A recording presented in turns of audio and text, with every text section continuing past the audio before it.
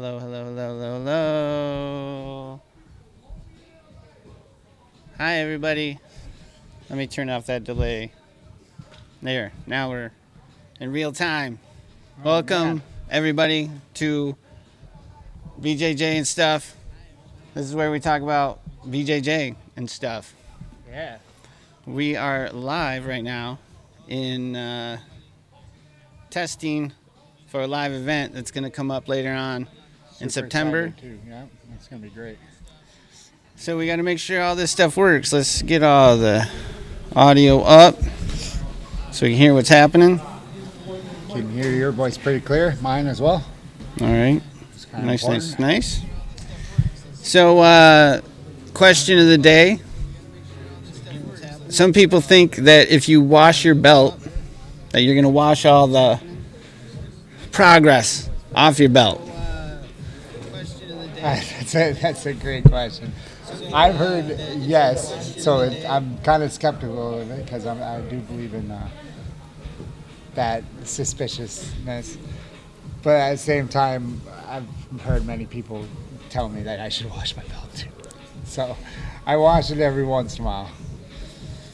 But I try not to because I don't want my Brazilian Jiu-Jitsu to be washed off either. So the superstition is what you doing? The superstition is real. I also think if you're just consistent, you just gain it back though too. Right. That's kind of important.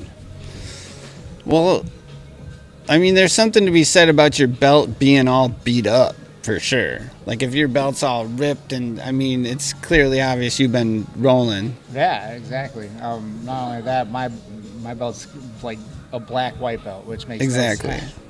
And, yeah, so, I mean, you see something, like, here's a fresh white belt. It's pretty clean. You know that person's pretty new on the mat. Yeah, exactly. Whereas your belt is pretty beat up. Yeah, it's really grubby and dirty. Grubby, dirty. It's definitely ready for a change. Or what about buying a new white belt, though? Oh, no. That's a bad idea. Yeah, you gotta stick with the same one. And, some people, I mean, it depends on like, some people see it as like a thing of, oh, well, this is my student. I want to hand him my blue belt. So he goes through it with, but I feel like at the end of it all, I want to hang up all my belts and know that all that beat up, tore upness on the belts, that was all me, That's a good thing to say. I don't even know if there's even a superstition with having a brand new white belt either. Anyways, what does that mean? Yeah, I don't know, but I know that they have spare belts that they just give people who are trying out the class. And if you end up with one of those belts, you're like holding on to all these other people's progress. You know what I mean? In that sense, I get it. You don't want to share, but in the sense of, like, you gotta, like, I don't know if it's unhygienic not to, because you don't know. Right, exactly. Some people are grubby. I agree. I mean, my white belt's pretty grubby. But like I said, I try to wash it every once in a while to get the bacteria up, but I don't want it. I don't want to lose my experience. Okay. That's very important. Well, I appreciate you taking the time. Absolutely. Thanks for letting me test it out. You ready? Sit down. Come on in, Davis. Try this out. Well, I'm too sweaty to put that on. But I was too. Oh. Well, don't put it on then if you don't want to hear. Yeah. You can just talk in the mic, and I'll adjust your audio. How you doing? Barely surviving. Barely surviving. I'm going to turn you up and move this a little closer to you. It's nice to be able to rest a little longer than Put these over standard 1 minute between rounds. So, what's your opinion on the belt thing? If you wash your belt, are you washing away progress? I think it's bullshit. You just think it's dirty? I think it's it's dirty. It needs to be washed because it's dirty. Yeah, I think hygiene. that's some jiu-jitsu myth. Hygiene over superstition. Yes. Okay. Though I don't wash my belt all the time either, though. Maybe once every couple of weeks. Once a Okay. month. So not strict hygiene, Yeah. but so what inspires you to wash it? Is it like you roll with a dirty person and you're like, man, I really need to wash after that? Just rolling a lot and then all that sweat on there, and being on the floor, different Right. people. When you can smell it. Yeah, I'll smell too. Yeah, so yeah, definitely got to wash it because of that. Okay. I feel you. Now, what about should everybody start with a fresh belt, or do you think it's okay to pass on your belt? Like, if this is my student, I'm going to give him my blue belt because I'm proud of him, kind of thing. Do you think everybody should have their own? That. You don't have a problem with My it? default is that they should start with their own, but Right. that's fine too. If they want to pass it along, I mean, if they're that special, you know. Obviously, it would probably come without stripes, right? Yeah, and you can only do it once. You can only, so it's really got, like, what if that kid breaks your heart in 3 years and gives up on his dream that's to true. be a cage fighter? And one thing you got to worry about too is if it gets too worn out, because I know somebody who competed at IBJJF recently with a blue belt. Right. And it was a little bit frayed, and they were giving her shit about it. Right. Just a little bit frayed. It should have passed the test easily. Kevin's purple belt, when he came here, was just rat. Like, it was a rag. Yeah, It was and- barely holding together. Was that a hand-me-down too? I don't know, but you could tell he'd been on the mats for a while. Yeah, he was a purple belt probably longer than I've been training. Probably. But yeah, that's too much. Because then, yeah, that's another thing. If you want to compete, and especially IBJJF, they're really picky. I'm going to adjust these cameras, but feel free to talk. So, is this live streaming right now? Yep. Oh wow. Do you have anybody watching it? Nope. It looks like there's a little delay there. There is. It'll be like a 15-second delay, Oh, okay. just in case they got to, do something. This way we can cut to the action while we're chatting. Yeah. What time is it? Almost 1 o'clock. I think I maybe had one round, or I might just call it. Yeah. I'm super stiff from the other day, What day did you train? Friday morning. Oh, how's that been lately? It was rough. I haven't been to Friday mornings in a while. We did this neon belly drill, and I was partnered with Ronaldo, so he was like, Oh my god. and then Did Cody teach that? then after that, I rolled Megan, and she's kind of a handful. Wow. And then I got Shark Tank after that, and then, Great. it was just like a lot of defense, you know what I mean? Like by the end of class, I was just like, oh my god, I was just playing D the entire time. One of those days. It's funny how sometimes they say size. Well, I think in jiu-jitsu size definitely matters. Oh, The reason for why I sure. bring that up right now is because you say defense. Like, you're going against Ronaldo, he's easily 50 pounds more than you. He might be a blue belt, Yeah. and you're a purple belt, but still, like That size makes a big that difference. size. Yeah, you can only hold on. I mean, obviously, if the more skilled you are, you know better to not let them put you in a bad position. Sometimes I'm just so gassed though. I just kind of give up. Probably shouldn't be doing that. Yeah, shouldn't be giving up. Not giving up all the way, but I mean giving up a position. Oh, Like I fall into half guard bottom, and then next thing you know it, right. Like if I feel I'm pushing too hard and I'm like, and I'm about to gas out, then I'll take a different position. Like I'll roll to another side and I'll just fight out of. Sometimes it's easier to fight out of side control than it is out of mount or whatever. You know what I mean? Or out of whatever sort of. Just give up the sweep because you're not going to win that battle and just fight from the next position. Sometimes that's just what you got to do. Yeah, right.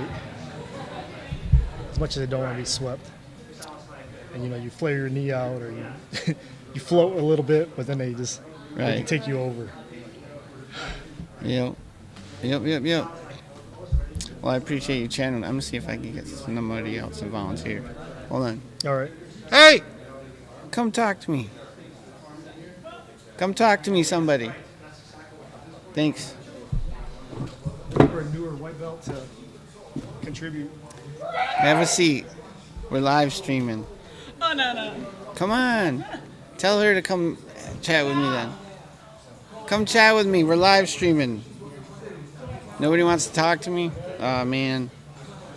Well, that's a bummer. Well, that makes for lame content. If nobody wants to chat with me. So you have two camera angles going on at the same time, or what? Yeah, I got that, which are basically the same thing. I I'll need just to call it right now. turn this to there. So now I got a little variety in it, what I'm doing here. Turn this on like so. So now we can cut back and forth between this and this. And this. You know, are they doing any kids matches for this? He said that they were. So, I mean, I'll probably show up early just to set up and catch the tail end of them. I don't know what times that's. Maybe I'll just do the I asked whole my daughter thing. if she wanted to, but I don't think she's quite comfortable doing that. Right. Yeah, maybe someday. She has been competing more though. Well, that's good. She's competed twice already. Like she did Grand Rapids grappling and she was in Detroit. She's gonna do Grand Rapids in a couple weeks and Detroit in October. You want to do an interview? Okay. Everybody's scared of the camera. I don't get it. Everybody's afraid. Well, what if I get online and people are watching? Like, there's nobody watching, literally. I just don't want anything to be used against me like In a in court the of law. future. Yeah, because I know I'd like to be able to talk about anything. Obviously, I don't want to incriminate myself, but What's the? That sounds like you got something to say. no. But I'm just saying, you know, in this day and age with cancel culture, you could just say one thing that may be insensitive to somebody and then taken out of context. or whatever, Right, you right. know? But the thing is, with anybody who behaves that way, you know. And then especially with the like jobs, I try to get, you know, do background check and No, I understand that. I don't. But I'm just saying the people who behave like anybody who starts spewing resentment at you because don't you care about blah blah. That's not virtuous behavior. That's just nastiness. It's just. And you just need to point out how nasty that behavior is. Say, I don't need a supervisor. But even like in Scolding me. corporate culture, you know, like Hey! Get away from my table. Go over there. Sorry, I didn't mean to yell into the microphone. just restart the position. No. Be careful. All right. I think they changed. Oh, okay. You're You just can gonna sit ask me down. questions, right? What? Said you're just gonna ask me questions, right? Yeah. So first of all, what's your first name? Dawson. Dawson. Okay. I had terrible at remembering people's names around here. But a lot of people come and go, you know? Yeah. I've been here 5 years, so it seems like there's a lot of change. So the question of the day is, when it comes to your belt, some people think that if you wash your belt, you're going to wash all the experience off your belt. For real. Some people believe that. You haven't heard this superstition? Well, I've used 2 different white belts, and I feel like it's the same experience every time. You've So, had 2 different white belts? Yeah. Oh. Huh. I still get taps. You know what I mean? So Right. so it can't be too bad. Did you lose your belt and then have to buy a new one? No, it's at the laundromat. Oh. I washed my belt. Oh, okay. Right on. Oh, so you alternate them?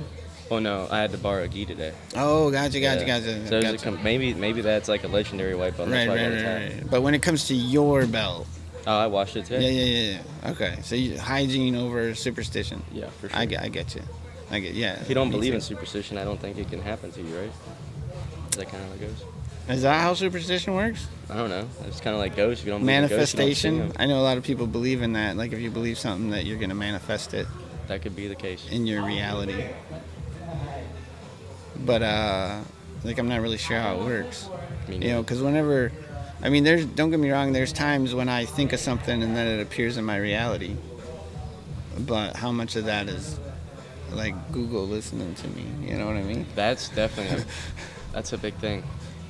That's confirmed. Your phone most definitely listens to your conversation. It gives you Right? Because there's ads. been times when, like I was talking to my roommate about Manuka honey, and within 20 minutes I had a ad for Manuka honey on my YouTube, and I was like, whoa, No, it listens for sure. for sure it does. What's really spooky is whenever you think something and it shows up on your phone. That's 'cause- That's happened to me with shampoo. I was thinking of the brand and I didn't say it aloud. exactly. And then I go to my phone and it's trying to sell me that brand of shampoo. I was like, Or it kind of like you'll start to search something, and you'll just type one letter, and it'll already know what you're thinking, and it's like, whoa. yeah, the whole thing's there. Or is this going to be like posted and saved somewhere, or is this only live? Yeah, so we're on my channel here, So whenever this is done live streaming, it's going to be posted to rewatch. and we're live right now. We're live on this channel right now. I don't think it's listed though. I think it's an unlisted video, so nobody can see it. Oh, I wanted to go back and watch my rolls. Oh no, I'm not recording any of that. I'm just Oh. so on September, whatchamacallit, Cody's having an event on the September 13th? 20th. Oh, the 20th one? Yep. Yeah, that's here. Yep. And so last year we did. Let me go back to this channel. Last year we did a live event, and you can see it on this channel. Like I clipped up all the matches. See what I'm saying? And so then this year we're gonna. Oh, that's how it is. Everyone just circles around. And it's like one match at a he time. just takes this. Everything except the black mats. He leaves the black mats in the center, surrounds them with chairs, And it's one match at a time. and it's one match at a time. That is sick. And yeah, so That is so cool. and so then Because I've done wrestling, so I know how wrestling tournaments are set up, but that's way different. That's like multiple matches on one mat. right, yeah, and so these are the events from last year, and then this year. So you go to my webpage, and like I'm trying to figure out because last year we just live streamed it. This year we're gonna do it as a pay-per-view, so you can go and click on that, and then it'll send you a link to this page. Where? How long do you think it takes? This is way off topic. How long do you think it takes to belt up if you if you're very successful with it? I mean, it took me 5 years to get my purple belt, so probably another 5 years, I'm guessing, to get a black belt. From blue to purple was 5? No, from the time I started jiu-jitsu. So in October will be 5 years I've been doing jiu-jitsu. Okay. And I got my purple belt in December. So if you So like 2 years for your blue, 3 for your purple, maybe 4 to 5 for right. your black. So if you double, Wait, isn't there a brown belt? yeah, purple, brown, and black. Okay. So basically double that. So basically 10 years. There's It should take like 10 years to get a black belt. There's Yeah. a lot of purple belts, but I've only seen one brown belt. Well, this gym, he got his brown belt somewhere else. Who? Joe. Is that brown rash guard? Yeah. Joe got his brown belt somewhere else. Kevin went through all of his belts somewhere else. George went, the black belt. Cody and Miguel, they got their belts in Philly. Well, Miguel got his black belt here, but he did all of his other belts in Philly. So, I mean, they've been doing it a while. But everyone here who started here, like if you started here and you're still here, you're about purple belt. Like all the people that started with me, like Davis and. Yeah, I think it'd be sick to get a purple belt. Well, you will. Stick with it. I mean, as long as you stick to the program, white belt, you focus on the basics. Blue belt, you focus on your defense. Is that really like how it kind of goes? Yeah, because you don't want to go to purple belt unless you're ready to defend yourself. Because they don't. Because don't hit that camera. They'll. What was I saying? Oh yeah. Talking about the once you focuses on get a purple belt, they're not going to take it easy on you. You know what I'm saying? Like a purple belt will kind of just let you work and play D. Like when I roll with white belts, I'm not trying to be a dick Yeah. and go after them unless they're stalling or something. For the most part, I'll let new people work. But then the blue belts, like, I don't know, you kind of go after them because if you don't, they'll get you. But then once you get to purple belt, the purple belts who are kind of going after you, really go after you. Like, you're a part of it now. Is his name Jay, or JJ or AJ? It's one of the three. I've heard. JJ's tough, dude. He's super tough. Yeah, and the way he trains is like to hurt you. Yeah, dude. Pain compliance, big time. Yeah, pain compliance for real. And so you gotta really protect your neck around him.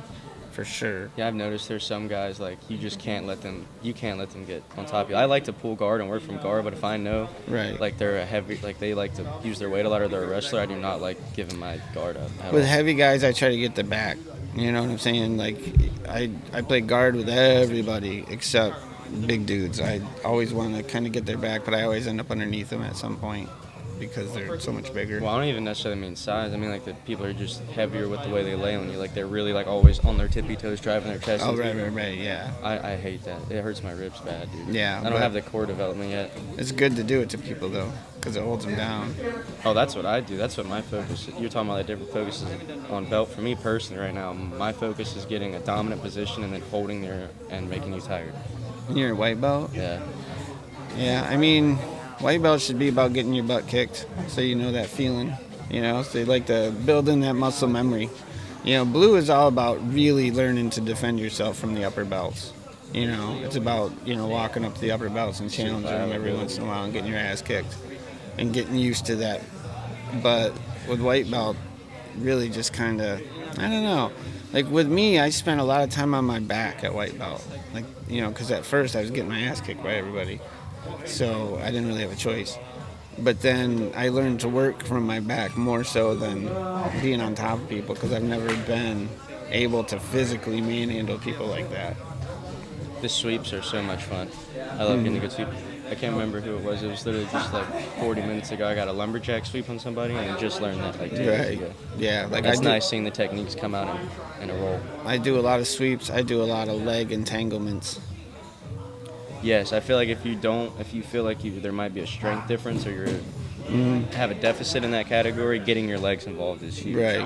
But I always try to stay tight with my leg. Like I don't try to hold people at bay, because then they'll grab a foot or an ankle or something. Like I try to pull them in tight with my feet so that they can't really extend their bodies and hip into your... Something I found a lot of success with, I feel like, I don't know if it's omoplata, it's isolating the shoulder with the leg, like kind of like twisting on your hips and then you wrap your leg over the top of the shoulder. It's kind of like omoplata, but you don't sit out into it. I've been catching a lot of people with that. Like my last 4 taps have been that kind of position.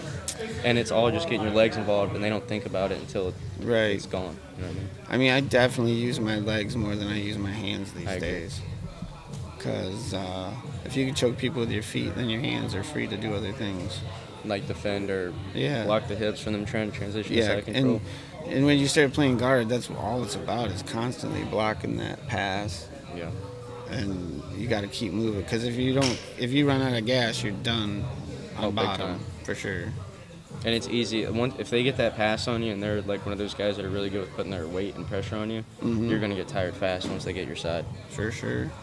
It's exhausting when a heavy dude's on your side. Or like if they flatten you out and then pressure in with their shoulder, that's the worst. You're talking about like they entangle their legs in yours and kick their legs out, and then like... Oh, that sucks too, yeah. And then they underhook both your arms so you're like this all sprawled out. Chicken wing your legs. Yeah. Or what do they call it? Spread the chicken. Yeah, that's awful. I try not to get in those kind of positions. If somebody's going to my back, I'll usually kind of fetal up and try to roll forward. Yeah, that's my ultimate defense position. I grab my own collar and pull it down, and then I tuck my hand on my chin, and then just curl up and stall. Yeah. I'm always protecting my neck when there's people tight on my back, because that's what they're going to go for. But then they get your collars, and then get your hand, and then grab the collar. Yeah, I just grab my own collars, and I bridge up, and then I'll start pushing up their body and slide up on their face, make it real uncomfortable for them. I feel like the spot that I struggle with the most is finishing from side control, like as far as offense at least. Side control is a transitional position. Like you can do the paper cutter, and you can do, like if you got the leg entangled, you can do a couple. I mean, there's a few things, but I don't know, side control, I feel like side control is always a position that you're just in for a moment until like there's little chokes and that kind of stuff, but it's usually just a transitional position. You get to side control and then you go to knee on belly. You get to side control and then you go to arm bar. You get to side, you know what I mean? Like a lot of times it's just something. Have a good night, guys. Even for top mount, I feel like I struggle. Like I haven't been taught how to probably do an arm bar yet, so I don't know the technique with kicking your leg over quite yet. There's a lot of good attacks from mount, a lot of easy attacks from. Like once you're mounting someone, you pretty much got them if you know how to control them. Like it's hard to get out of mount. Yeah, my strategy is just tire them out until they give me Right. something silly. Right. Like if you're up high enough on their chest and they're not, like, especially if they're not flexible, if you're sitting right on their chest and pinning their arm, like, you can pretty just take your time and, Americana them. Or if they're in the gi, you can choke them real easy. So yeah. Oh I'm yeah, not- we did. Were you here yesterday? In the morning I was. Okay. Yeah, we learned the baseball choke. That's something you could do from top mount for sure. For sure. That's Yep. what it is. You pin the arm, slide down, That's a great knee on belly attack. and then you just rotate north south if you really want to get it crazy. Right? Yep. Baseball chokes are mean. Do you have to go to the north south position, or is that just like kind of getting like an underhook on a triangle choke? You know what I mean? Well, I mean, you got to turn, like, you got your baseball and then you got to turn it, you turn your arms so you cross over their throat. I don't really do the baseball choke. I do collar chokes all the time, but it's always from some weird angle where I, got the collar and I just, throw my leg up over their head and just start yanking on the collar. And I don't know what these chokes are called. I just know that you can choke people with the collar real easy. Just start grabbing and pulling and squeezing. Yeah, or if sometimes when people go to pass, I'll do the forearm in their throat. I'll grab their collar and just real tight forearm in their it's real throat, and then they won't want to put their chest into you because they choke themselves. I feel like whenever I think it might have been the guy in the blue pants or there. Someone did that to me today, Yeah. and I feel like it's kind of just like a pain tolerance thing. Yeah. Because your arm, it tires your arm out to sit there and hold it up in my chest or my neck. If I can sit there and go through it, you'll get tired. Nah, I don't know. When you got your frames, though, I mean, it just that's true. You can depends. kinda sit back on yourself. Like if you got your sort of frame set and you just sort of use them like that, then you can just hang on to the collar, and you're not wasting a lot of energy just to hang on to it and just kind of flare out your elbow. What should they do in that point? Try to like dig with their head and get under your arm? No, I would just back up. Just back up, grab the almost. pant legs, and shove them to the side. We learned. It'd be a pass, yeah. Where you go from, what is it where you grab their pants legs and you try to like shift them left or right to get the pass? There's the bull pass. The bull pass, yeah. You go from the bull pass, but they have good defense with getting your hips when you try to pass. Yeah, and You then do you the switch knee to slicer. knee slide. Yeah. Either that or the double under, like you can, either the knee slice where you slide in between, or the double under where you just reach under both legs and then. That one's almost fail-proof. Yeah. If you get deep in under the legs and you just fold them and then roll over it. I mean, they're gonna start pushing on the back of your head as soon as you do it, but you can a lot of times kind of circle around. Where you like end up rolling on your back and reaching over it pretty much. Yeah, like a forced sort of. But at the same time, you gotta keep this shoulder up because you don't want them reaching over your shoulder because then they'll take your back. So I mean, everything there's a compromise everywhere. Push and pull. This could happen. Try this, but don't do that because if you go too far here, it's gonna It's fun learning all the different techniques, and then like when you really start to grasp it, and you're like, oh wow, that's what happened with the lumberjack sweep earlier. I was like, he's right over top of me. His feet were right next to my hips. My feet were on his hips. I was like, oh, this is a perfect time. Boom. And I was like, it worked. Right. By the time you get, I'd say, halfway through blue belt, you start getting sort of muscle memory in terms of your defense. You just know I gotta get away from that. Yeah. It's like, I don't like what he's thinking, trying to do that. Like as soon as people start doing certain things, you're gonna immediately start to think, oh, wait a minute, I know what he's trying to do. When there. I get people grabbing my wrist and trying to push my arms on the inside, Yeah. I'm like, they're trying to throw the triangle instantly. That wrist control is a clear sign they're trying to do something. That collar, that deep collar control. But sometimes it's like when they trap you, they get the one-on-one, and then they get your collar, and then you're trying to fight them off. I don't like that. I feel like you got to be able to break it quick. If they grab your wrist, just... Yeah, you can always sweep. Sorry. I just made a big noise for the audience. My apologies. But yeah, if you just spin your wrist out of their hand, a lot of time you can get out of it. Unless they got your sleeve. Which is what they're going to happen more than Yeah, if you're in the gi. But then it hurts both of you, and one of you's got to give. Yeah, well, if they got your sleeve, you just got to grab their pant legs and back away and shove their, you know what I mean? Shove their legs down. Open out was fun. But I think this is working out. So this is where the live stream will be hosted on the internet if you want to watch it, unless you're coming to the event. But I'll be coming to the event. I want to thank everybody for tuning in, even though probably nobody's going to see this. But maybe somebody will. And let me put my logo back up. This is BJJ and stuff. Wash your belt. Dirty, dirty people. Gross.